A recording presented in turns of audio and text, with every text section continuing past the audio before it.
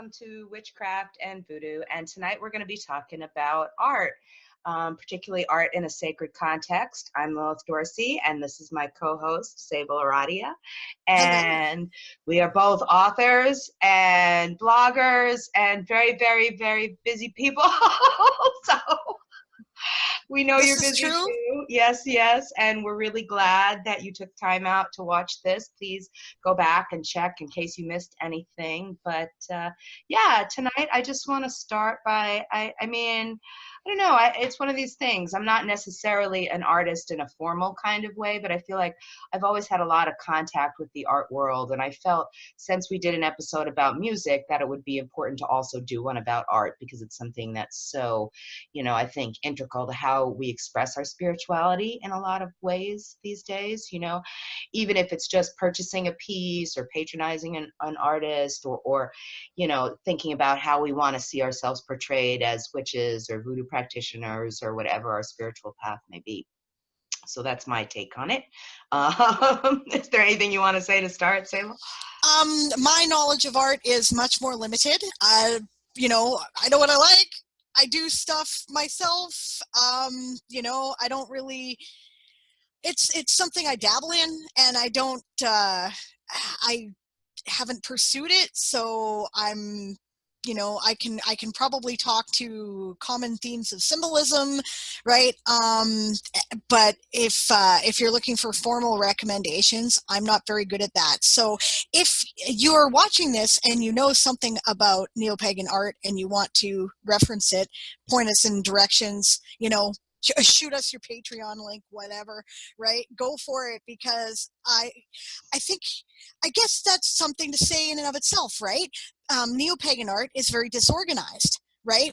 And it tends to sneak into other things more than it tends to have its own forum, right? The only time I've ever seen it have its own forum was the Canadian National Pagan Conference in, what was it? That was a couple of years ago, 2016, 2015, right? And they had a display of sacred art, and otherwise it just tends to be integral to how a lot of pagans express their spirituality. So, but I'll throw in when I've got something to say, and I look forward to learning about what Lilith has to say. So, yeah. Oh, thank you. I think I've been thinking about it a lot. The last episode, we talked a little bit about Frances Denny and the Major Arcana Witches in America photo exhibit that just premiered here in New York, and she's hoping to make it be a book. But I think that, part of what was behind her thing was how we want to see ourselves, how other people see us, how we have this public,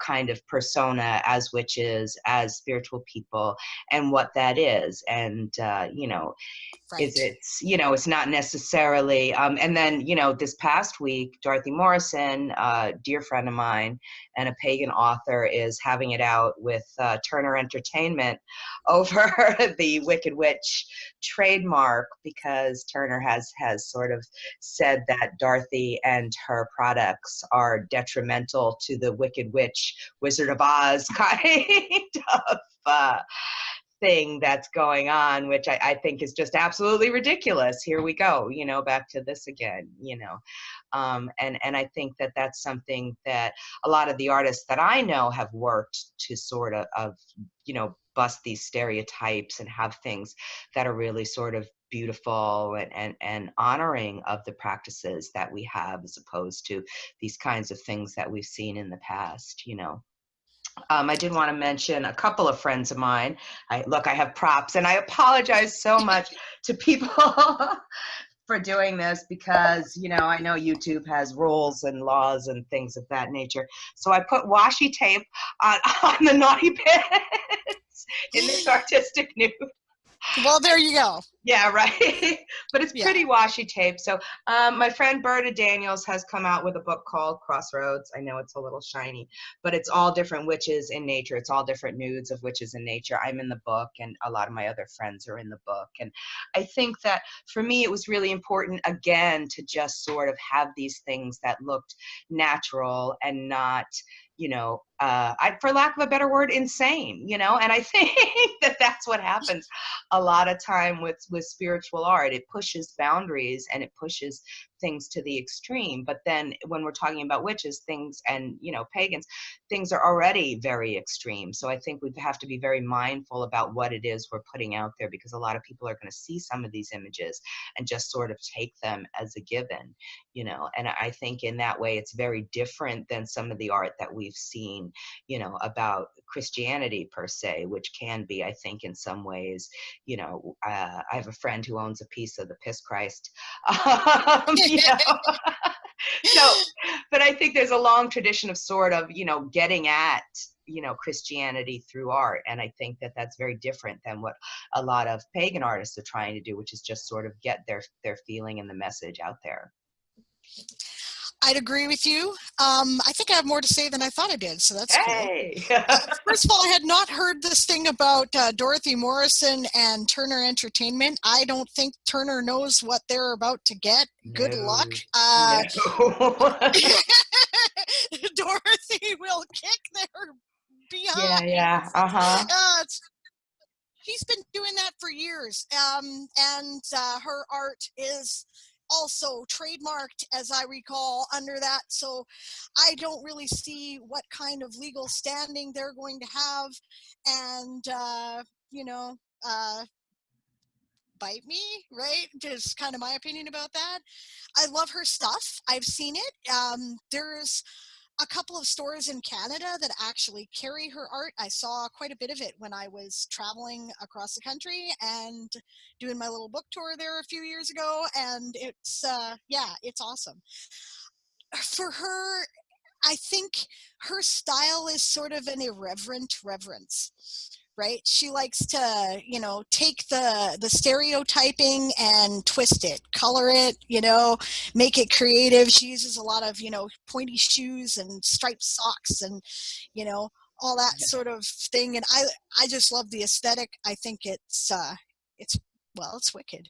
Right? It is wicked. It's definitely wicked. Yeah. No, I know. I mean, and I think that it's just so much of who she is, really, you know. I mean, even as somebody who grew up with the Wizard of Oz my whole life, you know, that this was not what I was seeing Morrison as relating to, you know what I mean? Like, I mean, even the shoes, she makes the point that they're not the same shoes as in the film. They're, you know, they're red stiletto heels, which is just so her, you know. Yeah. And for her not to be able to have these products under the Wicked Witch mojo, I mean, yeah, I'm sure they have a fight on their hands. I would not want to fight with her. She's not someone I would want to fight with at all, you know. So yes, that's been going on. But yeah, again, back to art and representation, though, you know, like what are we saying and what are we doing and how are we representing ourselves, you know. And I think that for somebody to be able to embrace that is really beautiful. And the fact that somebody, you know, corporate entity is trying to stop that, I find that really, really, really disheartening. Oh no, that's probably, I mean, like, I should have seen that coming. With this is kind of, okay, paganism being a countercultural movement, right? There's a very strong thread of anti-corporatism that runs through paganism, right? I write frequently for Gods and Radicals, right, which is an anti-capitalist pagan blog. I'm probably the most middle of the road pagan, or one of them that writes there, right? But no enemies to the left, they used to say, right? So, you know, it's all, and everybody expresses themselves individually, so we're kind of, you know, it's very witchy, right? It's a bunch of individuals who are kind of loosely united in a common cause, but certainly not uniform, and definitely not really speaking as a group, more like creating a place where individual voices can be heard, right? So yeah, that's you know, that's pretty much as pagan collective as it gets. It's almost a stereotype, really, and it's cool. I love it, right? So, but it's interesting because I think that art is always political, right? Art is you're trying to create a message that reaches people with a picture, right? An image, right? And what are you saying with that image? Like you say, how we represent ourselves, right? We tend to we do a lot of natural stuff. We like to highlight the natural world. We like to highlight ourselves interacting with the natural world. We do a lot of nudity, right? And why do we do that, right? Because we see ourselves as not being separate from the natural world. We see nature as being a beautiful thing. And, you know, if for many of us, that also includes our bodies. So why shouldn't we celebrate those? And that pushes some people's limits, right? But then again, okay, if we're going to go back to ancient roots, you know, the Greeks didn't often put clothes on their sculptures, you know, and apparently that's fine because it's been around for a couple thousand years, I don't know, right? But you know, then we end up with this whole, oh, this is too extreme kind of reaction, and it's nothing new. You know, it's not new in that a lot of neo-pagan philosophy comes out of the Victorian Romantic movement. And again, the Romantic artists tended to focus on nudes and scenes of interacting with pastoral or natural environments because they saw that connection with nature, right? So again, you know, this is not news. This has been going on for a very long time, and we just happen to gravitate to that thread, I think, because we identify with that, and for us, that's a powerful symbolism, right? Yeah. I mean, and I mean, it's interesting what I'm thinking while you're saying this. You know, I mean, the reason I put the tape over my friend Berta Daniels' book is because she's had her stuff pulled from social media on several occasions, you know, and part of me thinks, no, this never would have been the case if it was a classical thing. It never would have been the case if it was in another context. You know what I mean? It's like, it's almost as if we have to be to a different standard, you know, as pagans. And I think, you know, one of the things I was thinking about when I was thinking about art was some of the favorite art that I have on my tarot decks, you know, and I think that's one of the ways that we as witches interact with art on a daily basis, you know, by doing this. And I'm really proud that some people like Courtney Alexander just came out with the Dust to Onyx Tarot, which is really beautiful. And I finally got my hands on a copy of the Ghetto Tarot. That was beautiful as well. I'm so Cool. happy to see some of these, you know, people of color actually creating decks and making things and stuff like that, and really getting these images out there in a different way, you know, because for so long, you know, I've been doing this for a really long time, and for so long there weren't those images, you know, there was nobody that looked like me out there on a deck, you know, so it was really makes me happy to see these things, you know. Definitely. It makes me happy too. Representation is important. There's a deck that's been out for a few years called the Gay Pagan Tarot, right? It's all, you know, gay men, right? So the lovers, two guys, right? All that sort of thing. And great, you know, we need representation. People, you know, we don't all look the same, and we don't all act the same, but all of that is part of the human experience, and it should all be celebrated. So I do think that it's really great that this is happening, that people are putting that out there. And again, that's a political act, right?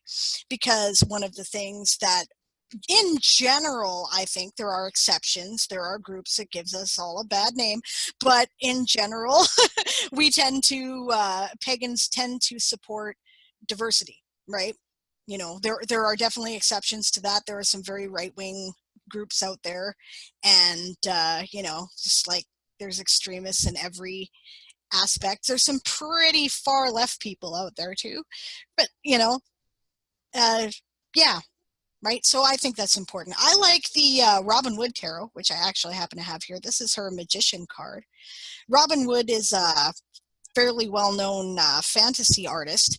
She did some work, where I knew her from was that she did some work with Anne McCaffrey for doing images of her characters, like Anne McCaffrey's Dragon Rider book characters. Oh, interesting.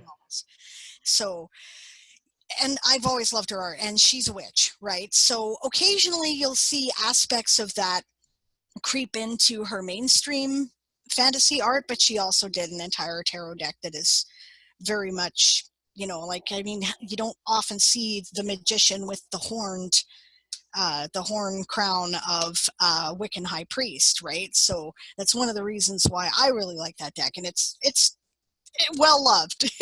It's kind of starting to look shabby. Robin's great. I haven't seen her for a while, but yeah, we used to do a lot of events together and things like that, you know. And one of the things I always loved about that deck is it was very, I don't know, how do I say this? Like sexual, but not in a perverted kind of way, if that makes sense. Right. Like, Exactly. you know, it's exciting in that way, but not in a, you know, whatever, It's lower not base. pornographic, but Not it's pornographic. unapologetically, natural, right? Yes. So, yeah, I like Yeah. that for that reason too. Yeah, that was one of the things I always loved about it. And honestly, I think it does make a really good starter deck for people. People always ask me, you know, what's a good starter deck? And I think her images for me are much more evocative than the standard traditional Rider-Waite images. You know, I like those a lot. Yeah, I agree with you. And it follows a format of a traditional Rider-Waite deck. So you can get any book on reading the tarot and it will apply, right? So, yeah. When I'm recommending tarot, I don't recommend people start with the Marseille variations, which are all the ones that, look like playing cards with just crossed Yeah, wands, and you have to figure out what that means, right. right? Because the Rider-Waite has, and tarot decks based on it have images that kind of tell you what the card's about already, so you will automatically be starting to make connections, and I find that's just an easier gateway into it, right? So yeah, and it's one of the decks I recommend too, and I like it. Yeah, yeah, no, the colors are beautiful. No, I really, really like it a lot, a lot. Reminds me actually, but I wonder if I can get it. Okay, just a sec. All right. I'll sit here and talk about other decks I like. I'm really also fond of, I mentioned before, I'm in two decks, the Tarot of the Burrows, also has Hold two on. women as the lover's card, you know, speaking about LGBTQ representation. So, and that's my Awesome. favorite lover's card everywhere, anywhere, anywhere. Definitely. It's just so beautiful. And I also really like the Sluttish Tarot that just came out, and I met those people Oh yeah. recently. And yeah, it's great. It's got Prince in there, and like there's all these other really like Yeah, cool. fantastic things that you're like, damn, this should definitely be in a deck. And the art is very I just want to say it seems very like familiar, you know what I mean? It's definitely very, I don't want to say simple, but it's not, it's very relatable. I guess that's the word I'm looking for. It really is. It really is. So, did you grab what you wanted to grab? I did, yes. I've been meaning to talk about this for a while, but okay. So I was actually sent this deck to review, and I haven't done the review yet. And I'm sure Lupa is kind of angry at me, and I'm sorry. The reason why I haven't done the review yet is because just after I received the deck, I stopped being able to do readings at the place that I was doing readings at, and I haven't really done a lot that way since. So I don't feel that I'm thoroughly, I don't feel I've immersed myself enough in it yet to Right. really be able to critique its effectiveness as a divination tool, but I can definitely compliment its art, right? This is the Tarot of Bones, right? And Lupa is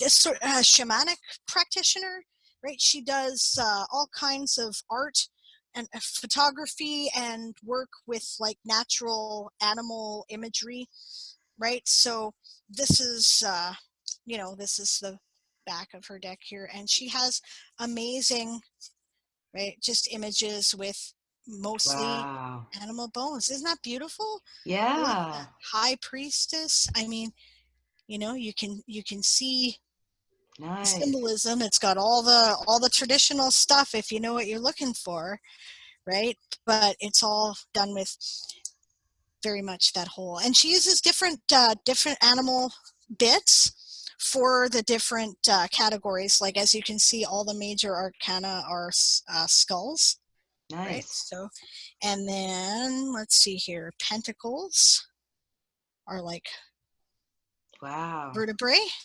Nice. So that's really kind of neat. Get an idea here. Great. And then the wands, Wow. like bones and then that page of wands, right? Nice. Screen, there we go. And cups, ribs and whatnot. Oh, nice. And yeah, there was swords, teeth. Oh, great. So, and I love it. It's beautiful. And this is one of the things about that natural aesthetic, right, in pagan art Mm-hmm. is that often we don't shy away from the darker sides of natural things either, right? So people often get freaked out by things like I have a skull, right, of a boar on my altar, right? And the reason why I have it there is not because I'm, summoning Satan in the back 40 or anything, right? It's because death is a part of life, right? We all have to go through it around this time of year, right? Samhain coming up, very Yep. much on our Yep. minds, Yep. right? So, we look at it and there's peace and beauty and rest in the whole life and death cycle. Everything waxes and wanes, right? Animals and plants die so that we live, right? We pass our legacy on to our children. It's all part of the cycle, right? So I think we tend to creep people out sometimes when we explore that aspect, and I don't feel it's creepy. I feel that it's more honest in a way. I think that a lot of the overculture that we deal with wants to avoid the idea of death and shut it away and pretend it doesn't happen. But of course it does. And I like to have, I think it's okay to accept that, right? And to go, all right, so because life is short and death is inevitable, we should live life to the fullest, right? Yeah, definitely, definitely. And I think, I know Lupa, and I haven't seen those cards yet, though. That's amazing. That's just totally amazing. Beautiful, eh? Yeah. Yeah, yeah, I can't wait to see it. But yeah, I think that a lot of artists, especially pagan artists, witches, they really sort of embrace this kind of connection to the dead, connection to bones, and it's something that they do use in their sacred art. I have a dear friend, Mina Bellavia. She makes a lot of sacred art pieces out of bones and things like that. She's a classically trained artist, a sculptor, so for her, it's about putting these things back together in a sculptural way so that they become tools almost, sacred tools to use for whatever you need. And that's something that's really beautiful to me, and I think that, yeah, just when I was thinking about it, I think that's something that I think is also really interesting to me, because in a lot of these, artistic depictions, the things almost become more important than the individuals, which I think is sort of fascinating. I had another thing I wanted to show. Now, honestly, I can't remember what this woman's name is, but she did well, there I am. She did a whole sacred series about what your ritual items were, so she Oh, did like a nice. portrait of the person. She did it with Polaroids. She did a portrait of me, giant Polaroids. Like, I don't even think they make them anymore, but 3-foot by 4-foot Polaroids that she did of people. And she just sort of did a flat lay where you and your items were lying on the ground. And it was really fascinating to me, you know what I mean? Because she wanted to show, okay, here's the individual and here's their sacred things that they wear with them every day. And I found that really fascinating from a spiritual context, because again, we're talking about how do we represent these things. I had somebody do a portrait of me not that long ago, and I appreciate his vision. I genuinely do, but he had a giant alien floating around with me. And I'm still not sure why it was there. I don't Because really you're write. a sort of science fiction nerd? I guess, yeah, you're right. I'm a blurred. Maybe that's why I had a big alien. I don't know. I mean, I think it would have been better if he put me in a Starfleet uniform or There something you like go. that. But okay, sure, why not? But like I said, there's this element of, having these objects and taking these objects. But I did also want to, since it's going to be a short one tonight, bring up this concept of artistic license. And I think I find a lot of people using these images without really having anything to do with them other than, oh, I thought this was cool, so I put it in a painting, or I put it in this altar box piece, and now I'm selling it to people. And I'm not really sure how I feel about that. Yeah, I get that one. I mean, it is art and you can't really, you can't own it, right? You can't own these things, but at the Right. same time, there is a way in which people do use them that does tend to be appropriated, right? Voodoo art is often appropriated. Wiccan art is often appropriated, especially horror film people tend to really like it. And they're all like, oh, it's all spooky. Let's make it all spookier. And it just makes it harder for us to try to express it in the way that we want to express it. You know, it's because when that happens, it's almost like the myth that they're creating around it is perpetuated more than its original intent, right? And but then again, Wicca steals stuff from everywhere too, right?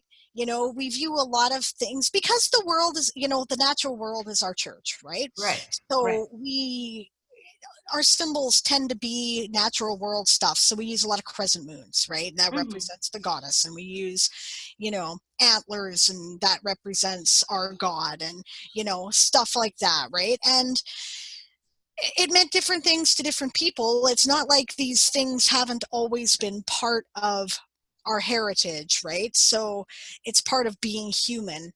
So when we use them in art, we're trying to evoke older cultures to some extent, and the human experience by connecting with those cultures. It's not a matter of, oh, we think we're going to recreate the, you know, ancient Paleolithic shamanism. We know we're not going to do that, right? So we look to those wonderful cave paintings, right? And we go, I see my God in that, because my God is the God of, you know, the corn and the grain and the, you know, beasts of the hunt, right? He's the hunter and the hunted. So when they make, you know, an auroch, right? I'm like, yeah, I see my God in that, you know, and I find a powerful connection, right? Because it's all part of the human experience. So, I mean, for me, it's much more difficult to say what's appropriation. I think that, you know, I find it very difficult that a lot of it tends to be used negatively. Even positive stuff, right? Crescent moons tend to be used negatively. Crescent moons represent the goddess. It's all about the cycle of life, death, and rebirth, and the fact that everything is going to be reborn, and the spring will come. And, well, okay, we're talking about lunar cycles, but it's, you know, it's connected to that, right? So why is this a bad thing, right? Like, ooh, it's the crescent moon, it's the full moon, and the, you know, vampires and the werewolves are all coming out. Well, you know, no, right? No, this is the time when things are growing the most. Right? This is the time when, you know, all of your stuff is at its most fertile in your field, right? Like if you garden by the moon, you see that the cycle really does work with the phases of the moon, and things are in their full growth in the full moon, and they're in decline in the waning moon, right? So that's when in the waning moon, you do your transplanting and you do your harvesting, right? And in the waxing moon, you do your planting and you do, you know, your, you know, stuff like that, right? So it's, you know, but it's always like, oh, it's the full moon, it's spooky. The moon is mentioned, it's spooky, you know. I find it frustrating. No, of course. No, I agree. I mean, when you were talking, I'm thinking about that whole thing that Oberon Zell had with the Starbucks symbol, you know, because he has a goddess image that looks exactly like the Starbucks symbol, you know. So but some of these things, you know, I don't know whatever happened with that, but some of these things really are on some level iconic, you know, but then we're back to who owns them again, and who's allowed to use it, and in what context is it okay. And I don't really think there's any one right answer. Everybody's going to have to make up their minds for themselves, you know. I think that it's definitely a case by case basis for me, honestly. You know, there's people that I like, and I know that they're doing things with a good heart, and they're doing things, you know, in the proper spirit. And then there's people that, you know, I came across, you know, since we're talking about art, I guess I could talk about film too, since we're drifting in there. I came across somebody who had done a voodoo version of Shakespeare, and I'm only going to call it that Scottish play. If you don't know what it is, you can look it up. But the three witches were voodoo practitioners, and they were doing bebes on the floor and stuff like that. And a friend of mine sent it to me, and she's like, look, isn't this cool? And I was like, well, but where did he decide that it was okay for them to be doing veves on the ground? Like, did you talk to anybody about what's appropriate and what isn't appropriate? And, you know, the director just came back and answered me, you know, no, we just thought it was cool. We didn't ask anybody. And I was like, well, maybe you really should ask someone, you know what I mean? Because again, people are going to take this as, you know, as reality, even though it is something that's clearly an art piece. What's going to happen to it as it moves out in the world is it's going to take on its own life. And if you're not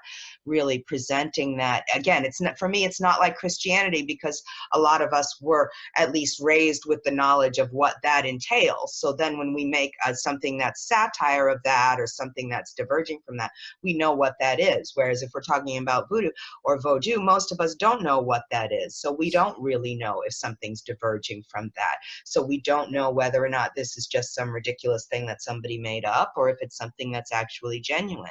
And if it's the only thing somebody sees, like American Horror Story, Coven, or whatever, then that's what people are going to take as reality moving forward. And that could be detrimental to all of us. So I just think I want some of these creators to be a little bit more mindful about what it is that they're putting out there. Yeah, I agree with you. In particular, right? Witchcraft and voodoo, right? Okay, you do a search for witchcraft and voodoo on YouTube, right? What do you get? I know Not us. what you get is a whole bunch of very angry Christians who are talking about stuff that I don't know what they're talking about, right? Like, they're like, oh yes, and the witches and the, you know, they're all getting together and they're hexing everybody, and, you know, no, dude, we just don't do that. I don't know who you're talking about. These people don't exist. You made them up, okay? Right? And that's what people think it is, right? That's what people think it is. Yeah. Again, you know, we're back to that, right? You know, I had some real trouble getting my playlist to be approved to be shown. I think what happened is that there was some technical rule violation that I was doing or something. Maybe I put one too many links in the playlist description. I don't know, right? But, you know, somebody's got to check everything, and I think I ended up with an anti-pagan hard butt, you know. That's what I think happened, right?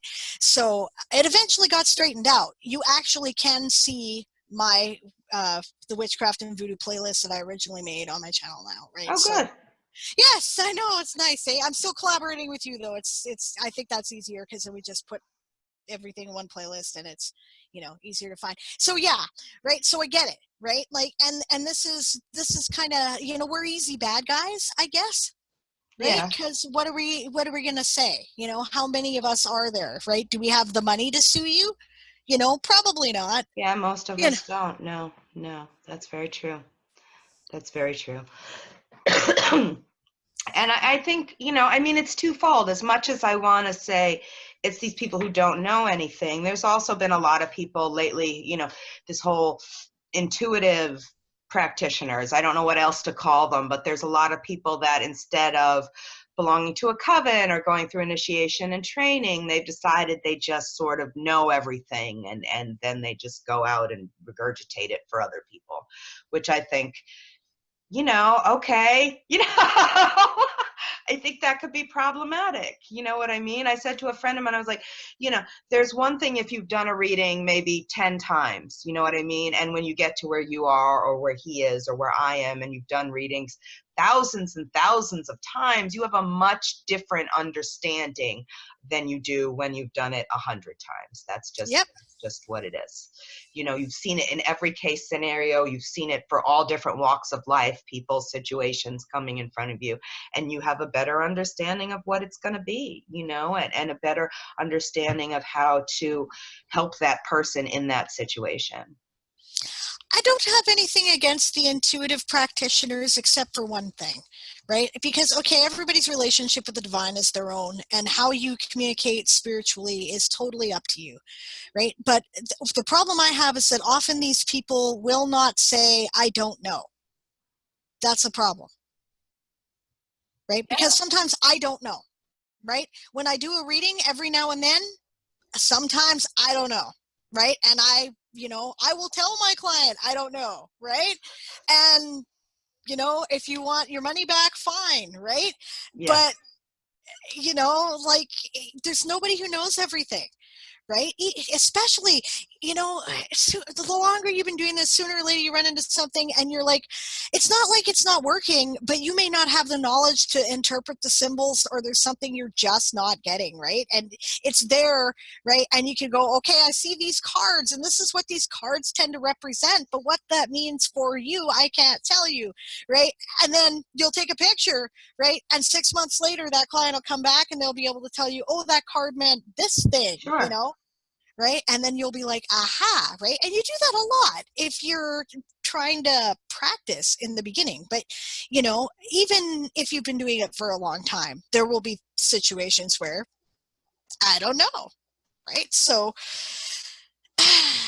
and the problem with that is that people don't want people who don't know, right? They want to think No, it's that true. somebody has all the answers, Sure. and it doesn't exist. It's just not a thing.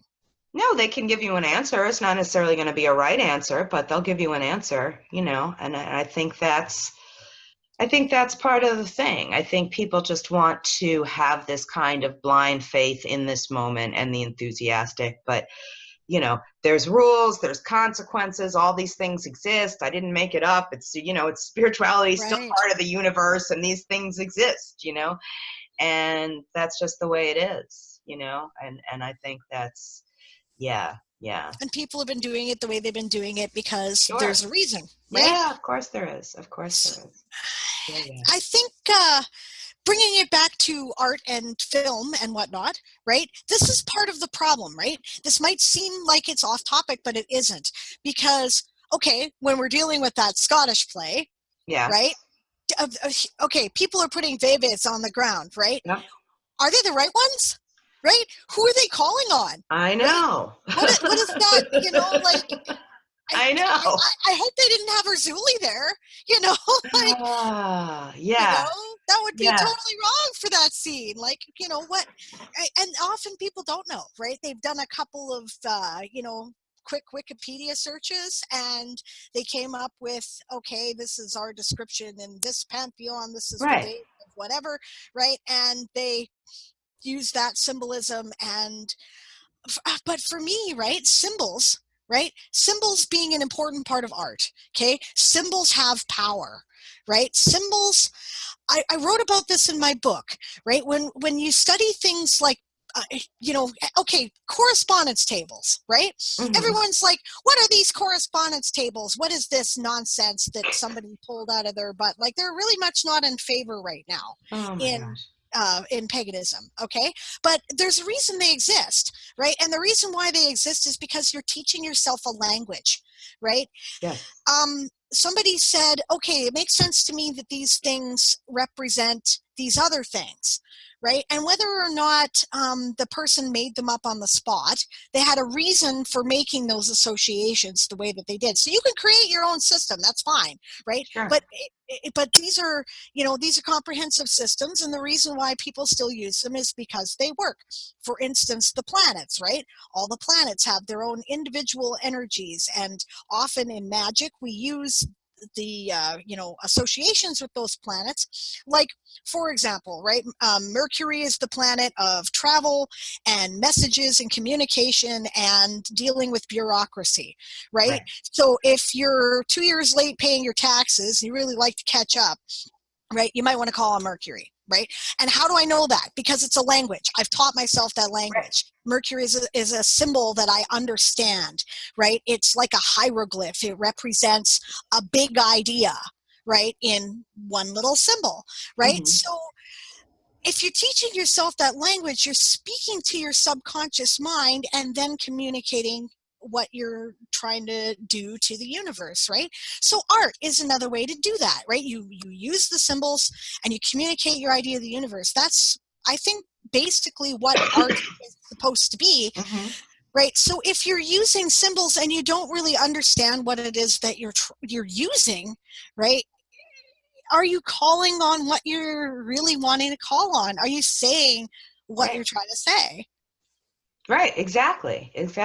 You know what I mean? And to me, it's like, you know, what are you opening the door to? You know, it's not just like you're sitting around playing with something that's not dangerous. To me, it's like playing in the chemistry lab or something. You know, you might put together these series of elements that could unlock something that you're not ready for, you know, just because you think it's funny or cute or this looks cool or we got some brown people dancing around, you know. And I'm not trying to give this guy crap, but you know, I just wish more people would think about it.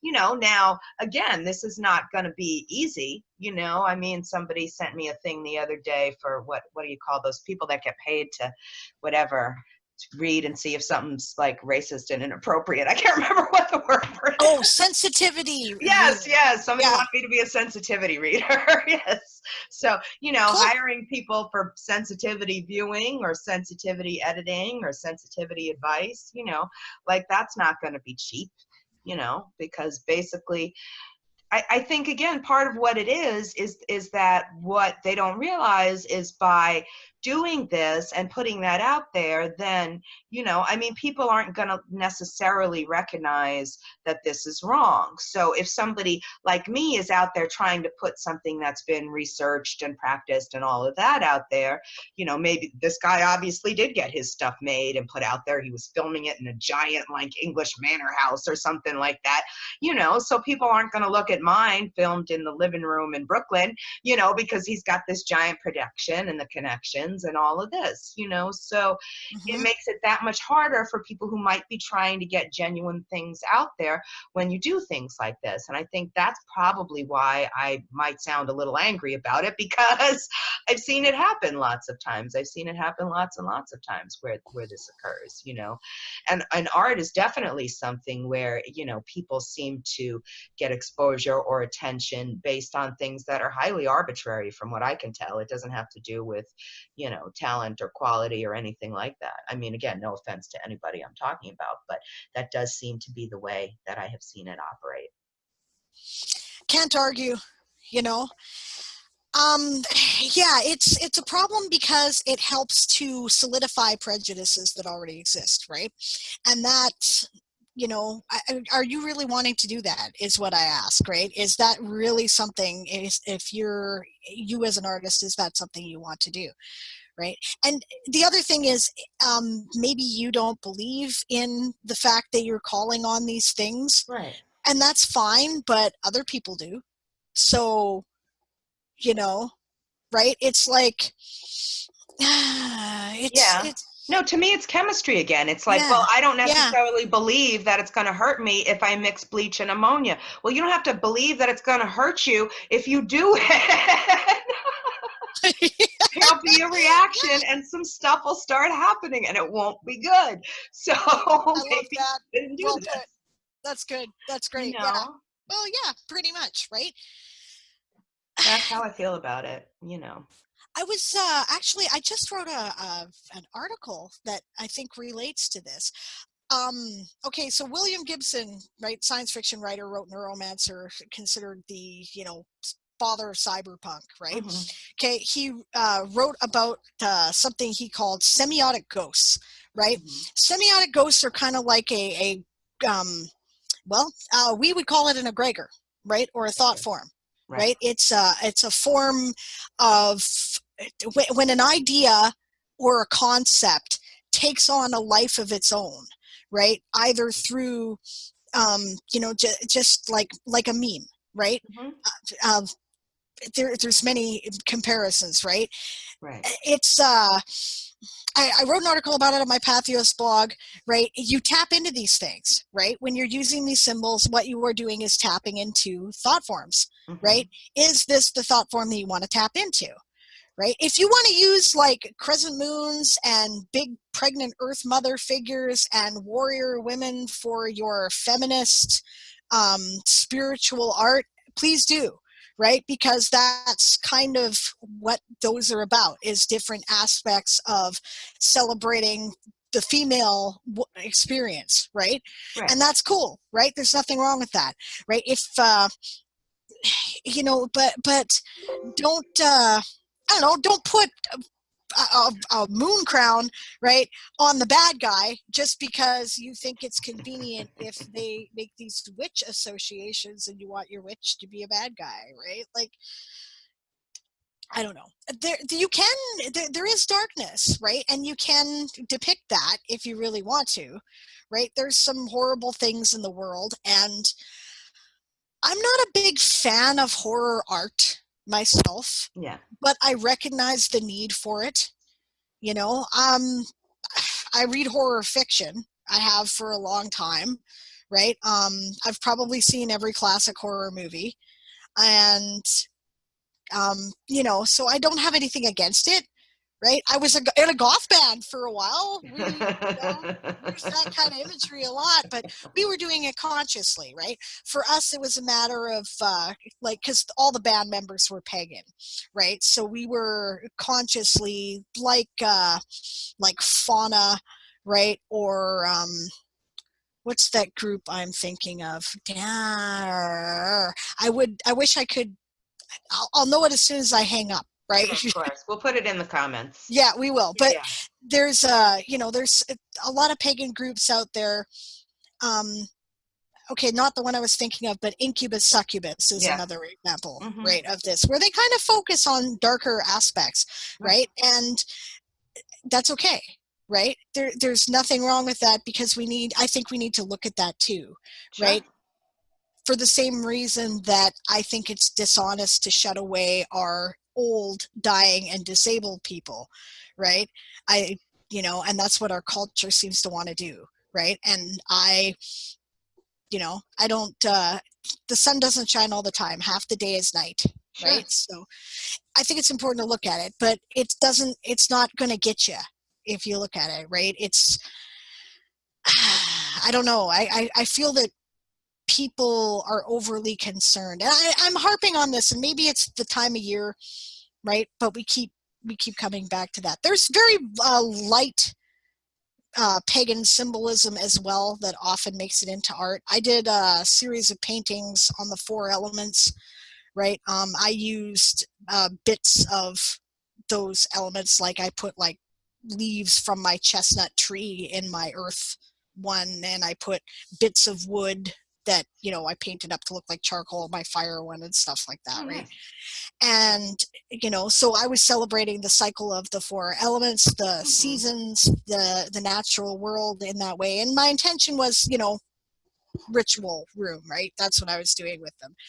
But, you know, again, that doesn't belong to anybody, right? The 4 elements of Western mystery tradition, we can trace back to at least Pythagoras. I think they're, you know, and every culture's got their own way of doing it, right? The Western way, the one that made it into Wicca, right? That's where it originally comes from. But, you know, every culture has it, right? There's something about the 4 elements, the 4 quarters coming together, right? And why? Because that's part of the human experience, right? Maybe it's because we experience the world in 4 directions, right? But, you know, celebrating the human experience is a beautiful thing, and there are symbols that do speak to us on either a cultural level that has been ingrained for, you know, since we were small children, so it's not even a conscious thing anymore by which we gravitate to that, or perhaps it really is just because it resonates on a primal level. And I think that's beautiful, and I don't see there's any reason why anybody can't do that in any way that they want. Pagans have a particular interpretation that they use, and I'll usually recognize it when I see it, right? But I couldn't pinpoint it to say, you know, this is the definition of pagan art. I would have no idea what to say about that. And I imagine that it's the same with your traditions, right? It is. I mean, I think, you know, part of what we were saying about tarot is definitely true. You know, if you're going to be doing art about the Loa or art about the Orisha, there's a certain set of things that have to happen, a certain set of things that have to exist. You know, I pulled this out before I came out. This is an Obatala that a woman named Cindy Mayle did, you know, which I think is interesting because it manages to show that kind of like, you know, wise, parental figure floating up in the clouds kind of imagery and things like that, which I think is really important. And it's a really positive image, I think, too. It's art by a woman, which I also really respect, and I think, but you can definitely tell the difference between somebody who is, I think anyway, a practitioner of what they're doing or entrenched in the religion, or as the fact that, like a lot of Haitian art gets sold because it can be sold, Loa art can be sold here in the US. The metal wall veve is, I have a few of them. It's something that, people could really make down there. And yes, they practice it, but is this person who's making it necessarily a devout practitioner who's doing it all the time? Probably not. Probably, this is an economic thing more than it is a spiritual thing for them, just because it has been so commodified. And we have to make a space for that. It's just, it's a way for people to make money. And that's, I was talking to a Mambo about it not that long ago, and she said, I don't really know what to do with those things. I don't really know what to do with sacred art that then hangs in somebody's living room and is never treated like a sacred piece of art. I think you could say the same thing about statuary too. A lot of people have statues, and we have strict rules about what should and shouldn't happen in front of statues. They're supposed to be covered if anybody's going to be, having a sexual kind of thing. I sent a friend of mine with a statue to Burning Man last month, and I said, okay, he runs a bar there. I was like, okay, you can put it on the bar, but if anybody's going to be getting their stuff sucked, you got to cover it up. So this just has to happen. There's things that have to happen if you're going to be using it for religious purposes, and I think that's what I try and be mindful of. Anyway, that's what I try and be mindful of with my stuff, or with other people that are, making stuff or creating stuff, that they just try and be mindful about how it's going to be used, and what advice they should give people who are getting it. And, it's going to have a life of its own, obviously. But that said, I think you can give people advice or recommendations or things about what to do with it. That's a good point, actually. Yeah, a sacred object, statuary, art as part of ritual. I would say that in paganism, right, everything that we use as a ritual item is art, right, by nature. A lot of it we make ourselves, right? If we didn't make it ourselves, we bought it in the store because something in the way that was made really resonated with us. Mm-hmm. So, and I've got a belief about, you should treat your ritual items like ritual items, Mm-hmm. right? Like you should, there's people who keep them wrapped up all the time. I used to do that, right? Now I have a special display that I keep them on, and that is what it's for. And I call it my altar, but it's really a shrine, of course, because pagans tend to use the word altar yes, to they mean do. shrine. Yes, they do. Yeah.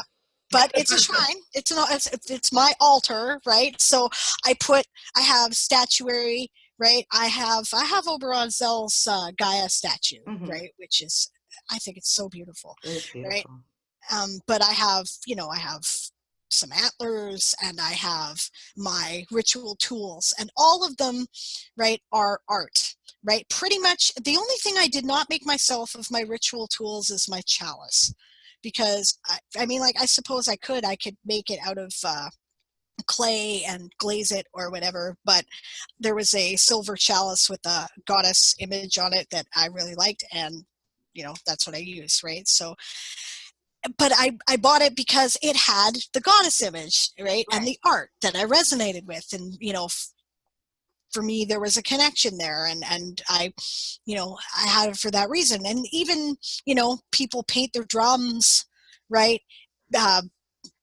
People carve beautiful elaborate wands, right? People make amazing ritual robes. To some extent, there tends to be disdain for this among, like, there's two schools of thought, right? And one school of thought is sort of like, I'm reminded of Protestant Christianity, right? In that, what do we need all this elaborate stuff for? This isn't really what the religion's about. It should be about your direct connection. And there's an argument for that, right? But the other side of it is, yes, but this is important to me. So why not create or, interact with beautiful things that help to me to connect spiritually and feel that resonance in the creation of the art, right? And you know, they're both valid, right? Sure. Uh, you know, Catholic cathedrals are beautiful places. You know, I can go there, and you know, they're open to the public, so you can go there, and there's beautiful statuary and all the candles and the vestry, and you know, it's just an amazing, you know, beautiful place. So what's wrong with beauty in your worship? I don't think that's, you know, that's a bad thing. Maybe it's not for you, and certainly it shouldn't be about the materialism, but I mean, that's part of why we do a lot of the creation of our own stuff, right? So yeah, I don't know. It's two schools of thought there. I think either are valid. I tend to lean more towards the I like art, right? So, but I respect the whole, you know, it's about the natural connection. And yeah, if I'm lost in a wood and I don't have my tools with me, that's not going to faze me. I'm perfectly capable picking up what's around me and doing ritual. It's not a problem. But, you know, but on my altar, I have stuff, you know? Yeah, I mean, I think I obviously on my altar shrine space, I have lots of stuff. And I think for me, especially in public ritual, it's very important to be able to have symbols that people can connect to and resonate with. Whereas, I mean, I think it's even more important than in private, you know, because then, you know, maybe somebody doesn't really know what's going on in a public ritual or has lack of focus. And the art, in addition to everything else that's going on, will help them pull focus and concentrate and really become part of the transformation and the happenings that are occurring, you know. I agree That's with you how I see it. completely. I touched on that in my book, actually, right? The reason why you use symbols, and yeah, I believe there are more important in group or public situations. Not only does it speak to people who might not otherwise know, but it Mm-hmm. helps everyone who's there to kind of get on the same page, right? We all do our own individual practice. We all have our own individual ways of relating. But if we're going to use this pentacle to represent the earth element, okay, now we've got a symbol we can all focus on together to Right. create the effect or the thought form that we're trying to build, right? And then all of us can concentrate on that together, right? And you know, religious practitioners have known this for a very long time. Theater and ritual are intrinsically linked. In the Greek culture, they were pretty much one and the same thing. Right. Yeah, no, Yeah. I agree. I agree 100%. That's where I am with that.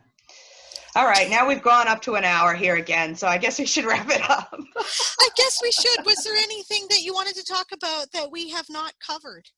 No. I mean, I just want to say I'm going to put some links in the comments on the YouTube and things like that, so people can maybe connect with some of the artists that I've mentioned here today. I think I covered just about everybody I wanted to really get out there and mention. And yeah, if there's anybody else, like you said at the beginning, Sable, if there's anybody else, someone wants to comment, and you know, so we would love to take a look at their stuff and maybe share their stuff and do some sort of, you know, promotion of some of the people out there that really deserve more attention. I don't think that there's a lot of famous pagan art, right? Like, okay, there is, but it all tends to be older stuff, and it tends to be stuff that um, came from other mystery traditions that, or you know, or the romantic movement, right, that pagans tend to resonate with. Modern pagan art tends to be very much a grassroots thing. There's a lot of individually talented people out there who are not getting the attention they deserve, nor are they getting the money that they need to keep doing it, right? So I would really like to encourage grassroots pagan artists to, you know, tell us about yourself, point us out to where you are. You're hard to find, right? So let's, you know, let's try to point each other in that direction to people who are doing beautiful work that we can all enjoy and celebrate, because I want more of that. Etsy's a good place. You can find lots of them there. Right. Definitely.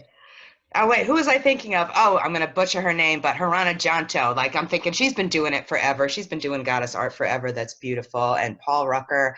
And all right, I'm going to put all the names in the comments. That's what's going to happen. I knew I would kick myself if I didn't mention those two people, because they have been consistently putting stuff out there for decades, which I think is really hard in this context. You know what I mean? Nobody's getting rich selling, calendars and postcards of their art, and what happens most often. Oh yeah, I got to say this before we end too. What happens most often is people steal it. People steal our words, and we know that, but artists get their, visual artists get their stuff stolen a bazillion times more than we do, and it's a shame. It's really a shame. Yeah, it really is. It's true. I don't know a good solution for it. I don't know a good solution for it. You're not going to be able to police people, right? It's difficult. I've unintentionally ended up with stuff that, I thought was available to the general public, right? I've even asked people to use art that they've created and then found out that they have done some alteration to some previously existing piece of art that somebody was now crapping all over my head about, you stole this and you didn't give proper credit and you didn't pay this person. And I'm like, I'm sorry, I talked to the guy I thought made it, right? So I don't know what to do about that.